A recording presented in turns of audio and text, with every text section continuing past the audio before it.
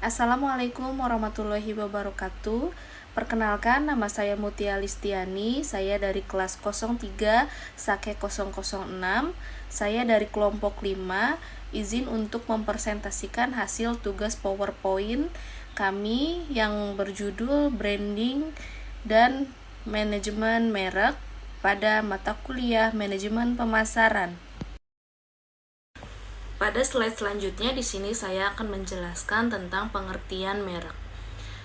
Merek adalah nama, istilah, tanda, simbol, desain, atau kombinasi dari semuanya yang digunakan untuk mengidentifikasi suatu produk atau jasa agar berbeda dengan produk pesaing. Penjelasannya ini, merek menjadi identitas suatu produk sehingga para konsumen dapat lebih mudah mengenali dan mengingat produk tersebut. Nah, selain itu, merek juga membantu membangun kepercayaan dan citra positif bagi perusahaan di mata masyarakat. Pada slide selanjutnya, di sini ada pengertian dari branding. Branding adalah proses membangun, memperkuat, dan mengembangkan merek agar memiliki nilai dan citra positif di mata konsumen. Baik, selanjutnya ada tujuan branding. Di sini tujuan branding itu ada 4, yaitu membentuk identitas produk, lalu menarik perhatian konsumen, dan meningkatkan loyalitas pelanggan, serta memperkuat posisi perusahaan di pasar. Nah, untuk penjelasannya ini, branding dilakukan melalui logo, slogan, desain produk, promosi, dan pelayanan perusahaan. Branding yang baik dapat membuat konsumen lebih percaya dan loyal terhadap produk. Pada slide selanjutnya di sini menjelaskan tentang fungsi merek. Fungsi merek bagi perusahaan. Di sini ada 4 poin. Yang pertama ada sebagai identitas produk, membedakan produk dari pesaing, membentuk citra perusahaan, dan menambahkan nilai jual produk. Nah, untuk fungsi yang kedua ini ada fungsi merek bagi konsumen. Nah, yang pertama itu tentunya mempermudah mengenali produk, memberikan jaminan kualitas, dan mengurangi resiko kesalahan pembeli. Nah, penjelasan dari fungsi merek ini, merek memberikan manfaat bagi perusahaan maupun konsumen perusahaan. Dapat lebih mudah memasarkan produk, sedangkan konsumen lebih mudah menentukan pilihan produk yang diinginkan.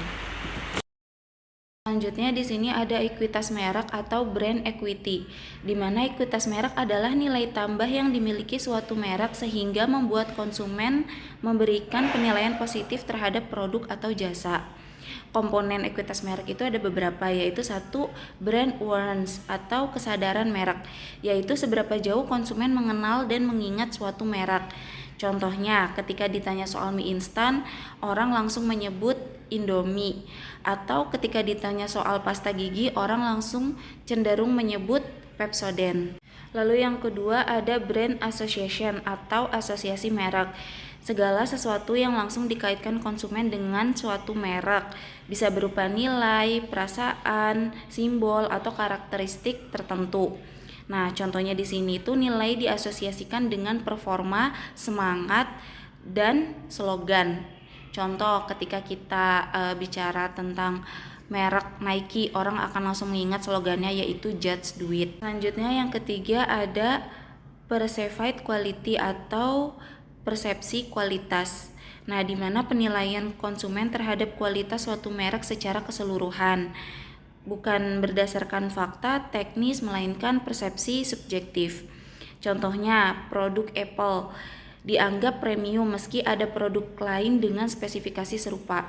Jadi karena Apple ini sudah memberikan persepsi kepada masyarakat atau kepada konsumen bahwa brand ini itu baik atau bagus, sehingga walaupun ada brand atau produk lain dengan spesifikasi serupa atau mungkin sama bahkan, tetap orang lebih condong ke Apple karena sudah menjadi persepsi di konsumen. Lalu yang terakhir ada brand loyalty atau loyalitas merek. Kecenderungan konsumen untuk terus memilih dan mengambil merek yang sama secara berulang bahkan saat ada alternatif lain. Nah, contohnya pelanggan dari Starbucks.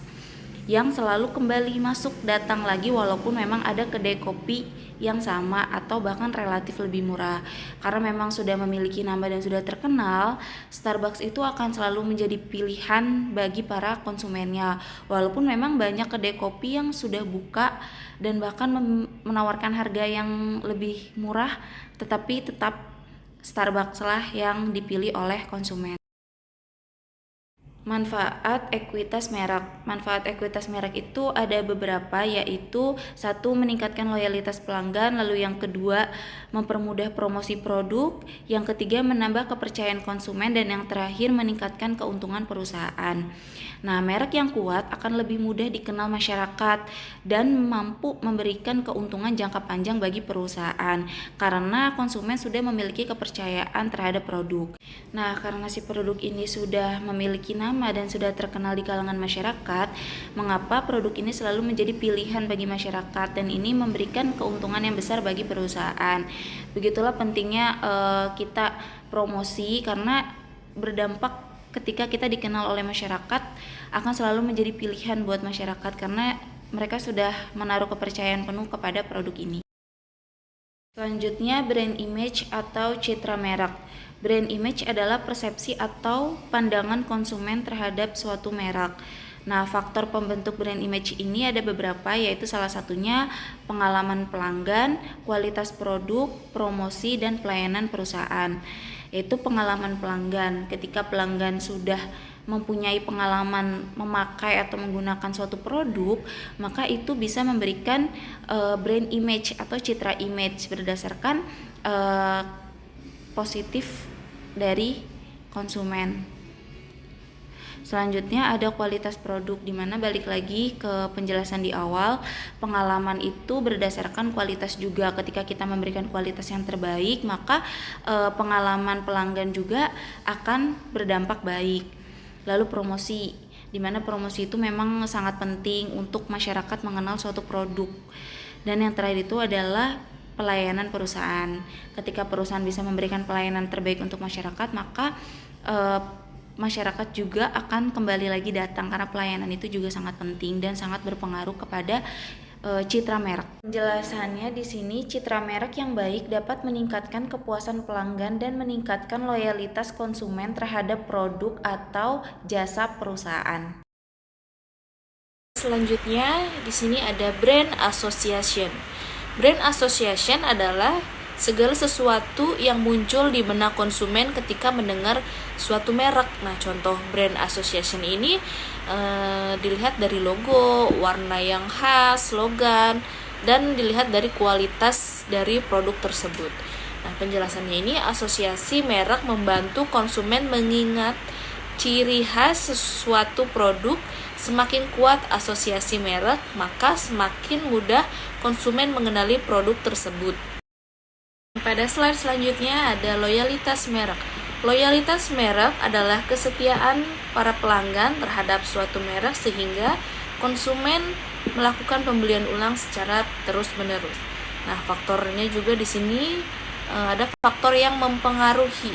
Yang pertama itu ada kualitas produk, pengalaman pelanggan, pelayanan perusahaan, dan tentunya ada citra merek yang bagus gitu. Nah, penjelasannya, konsumen yang loyal biasanya akan tetap memilih merek yang sama walaupun terdapat banyak produk pesaing di pasar. Pada slide selanjutnya, di sini ada strategi diferensiasi. Strategi diferensiasi adalah strategi perusahaan untuk menciptakan produk yang unik dan berbeda dari para pesaing. Nah, tujuan dari diferensiasi ini tentunya untuk menciptakan keunggulan kompetitif, untuk menarik perhatian para konsumen. Nah, sehingga bisa meningkatkan nilai produk yang dijual. Nah, penjelasannya ini, perusahaan perlu memiliki ciri khas agar produk lebih mudah dikenal dan memiliki nilai lebih dibandingkan produk pesaing. Pada slide selanjutnya di sini ada jenis-jenis diferensiasi. Yang pertama ada produk differentiation atau diferensiasi produk. Nah, diferensiasi produk ini adalah upaya membuat produk memiliki keunikan dibandingkan produk pesaing, misalnya dari segi kualitas, desain, fitur, atau dari kemasan. Nah, untuk yang kedua ini ada service differentiation atau diferensiasi layanan. Nah, di mana diferensiasi layanan ini dilakukan dengan memberikan pelayanan yang lebih baik kepada pelanggan, seperti pelayanan yang cepat, ramah, dan pastinya responsif. Nah, yang ketiga ini ada people differentiation atau diferensiasi sumber daya manusia. Nah, diferensiasi ini terletak pada kualitas karyawan perusahaan. Karyawan yang profesional, kompeten, dan ramah dapat memberikan nilai tambah bagi perusahaan. Yang keempat ada image differentiation atau diferensiasi citra. Diferensiasi citra dilakukan dengan membangun kesan atau citra yang kuat di benak konsumen melalui logo, slogan, maupun kegiatan promosi. Nah, yang poin kelima ada innovation differentiation atau diferensiasi inovasi. Nah, diferensiasi inovasi ini dilakukan dengan menciptakan ide teknologi atau produk baru yang berbeda dari pesaing sehingga dapat memenuhi kebutuhan konsumen yang terus berkembang. Nah, penjelasannya ini diferensiasi ini dapat dilakukan melalui produk, pelayanan, sumber daya manusia, citra perusahaan, maupun inovasi agar perusahaan memiliki keunggulan di pasar. Elemen merek. Elemen merek adalah alat yang digunakan untuk mengidentifikasi dan membedakan suatu merek. Contoh elemen merek itu ada nama merek, logo, simbol, slogan, atau kemasan. Nah, elemen merek membantu konsumen mengenali produk dengan cepat dan menjadi identitas utama suatu perusahaan. Ya, dimana komponen elemen merek ini itu menjadi ciri khas atau pembeda dari merek yang lain sehingga masyarakat gampang atau lebih mudah mengenal suatu produk karena adanya elemen merek ini. Selanjutnya kriteria elemen merek.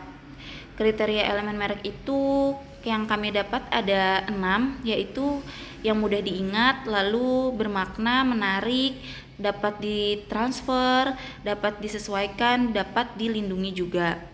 Lalu penjelasannya, elemen merek yang baik harus mudah dikenali konsumen serta mampu bertahan dalam persaingan pasar. Jadi elemen itu sangat penting ya, balik lagi ke penjelasan yang di atas. Kalau bisa kriterianya itu yang mudah diingat oleh masyarakat, lalu bermakna serta menarik sehingga produknya juga berpengaruh. Personalisasi dan integrasi merek.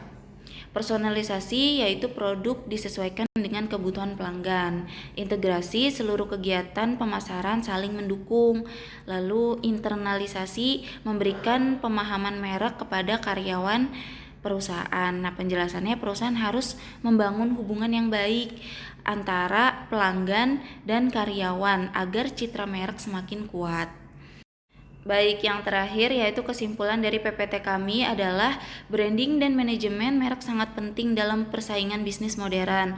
Lalu merek yang kuat mampu meningkatkan loyalitas pelanggan, serta ekuitas merek memberikan keuntungan jangka panjang bagi perusahaan. Dan terakhir, strategi diferensiasi membantu perusahaan lebih unggul dibanding pesaing. Perusahaan perlu membangun merek yang kuat melalui kualitas produk, pelayanan, dan strategi pemasaran agar mampu mempertahankan pelanggan dan memenangkan persaingan pasar. Sekian presentasi dari kelompok kami, kurang lebihnya mohon maaf. Terima kasih. Wassalamualaikum warahmatullahi wabarakatuh.